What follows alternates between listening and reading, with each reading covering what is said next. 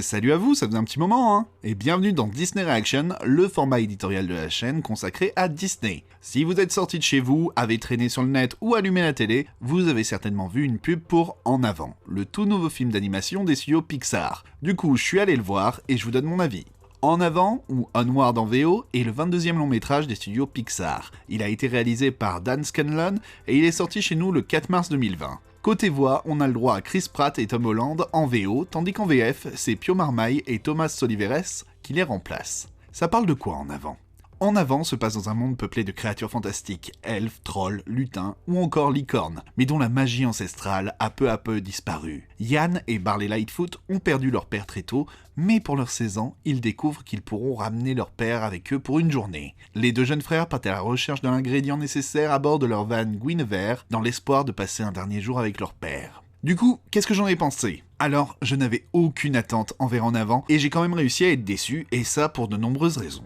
Déjà, j'avoue être lassé par la formule Pixar qu'on peut résumer à quelque chose à des sentiments, où en personnage A et personnage B qui ne s'entendent pas vont devoir vivre une aventure ensemble et apprendre à s'apprécier. C'est une structure d'histoire qui fonctionne, mais de là à l'utiliser à tous les films, ça commence à être gênant. Surtout que là, les deux personnages agissent un petit peu comme des cons l'un envers l'autre, étant très égoïstes l'un comme l'autre, au point d'être ultra énervants. Et j'ai pas vraiment eu la sensation que les personnages soient vraiment des frères, qui ont vécu ensemble, qui se connaissent, qui savent ce qui ne plaît pas à l'autre, qui ont grandi en plus en l'absence d'un père. Je pense que toute personne qui a un frère ou une sœur saura que ça se passe pas vraiment comme ça. Après, le thème global du deuil m'a aussi posé problème.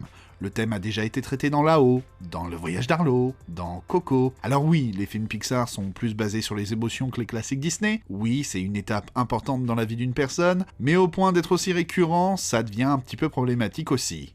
Après, j'ai pas vraiment accroché à l'humour aussi du film.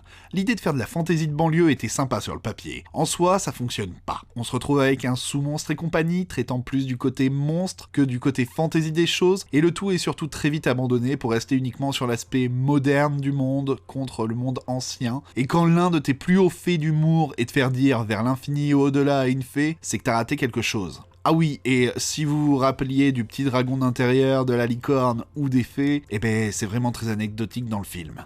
Pour moi, voir un Disney veut dire le voir en VF. Du coup, j'ai pas changé mes habitudes, et là encore, j'ai été déstabilisé. La voix de Yann est donc faite par Thomas Soliveres, qui est un très bon acteur, hein, mais malgré toute ma bonne volonté, j'ai pas réussi à passer au-delà de mon ressenti de voir ces personnages tête à claque qu'il peut jouer comme dans Scène de ménage. Du coup, je sais pas si c'était vraiment un trait du personnage qui était voulu, ou si c'est quelque chose que l'acteur a apporté, mais ça rend le personnage un peu antipathique. En fait, ce qui a le plus fonctionné sur moi, c'est quelques scènes pleines d'émotions, ou la scène finale où il y a beaucoup de sentiments et là aussi d'émotions. Mais même là, ce qui s'y passe est très discutable en ce qui concerne les personnages, et du coup la morale globale du film aussi. On en finit avec un sentiment de tout ça pour ça, qui lui aussi est très gênant. Tu ne peux pas faire ton film sur 2 ou 3 bonnes scènes émotives. Il faut aussi qu'il y ait du lien autour. Surtout que le tout, au final, c'est un récit initiatique qu'on a déjà vu 300 fois. Il y a bien aussi les quelques jeux de mots cachés comme le Mount of Doom qui remplace le Mountain Dew qui a bien marché aussi sur moi. Mais bon voilà, là il faut s'y connaître un petit peu en Heroic Fantasy. En fait, en ayant vu En Avant, j'arrive à me poser des questions sur Pixar. Autant j'ai adoré Coco, autant les autres productions de la firme m'ont déçu, que ce soit Le Voyage d'Arlo, vice versa. Ouais, je sais, je suis l'un des rares à ne pas avoir aimé. Monstre Université,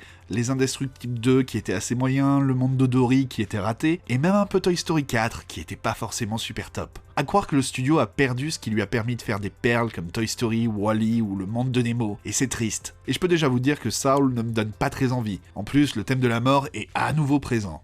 Mais bon, c'est mon point de vue, et au final, si vous avez apprécié le film, tant mieux, parce que tout ne peut pas plaire à tout le monde. Du coup, si vous hésitez à aller voir En Avant ou un autre film, je ne peux que vous recommander de peser le pour et le contre avec d'autres avis, ou d'attendre le printemps du cinéma. N'hésitez pas à me donner votre avis sur En Avant, ou même sur les derniers Pixar, on va juste essayer de pas trop spoiler celui-là, pour ceux qui ne l'ont pas encore vu. Merci d'avoir regardé cette vidéo, je vous attends dans les commentaires pour qu'on parle du film. Pour m'aider, n'hésitez pas à mettre un petit pouce bleu, ça aidera d'un point de vue de l'algorithme, et puis ça fait toujours plaisir, et partagez un maximum autour de vous pour avoir le plus de commentaires possible. Je vous remercie, et on se retrouve très bientôt pour d'autres vidéos. See ya!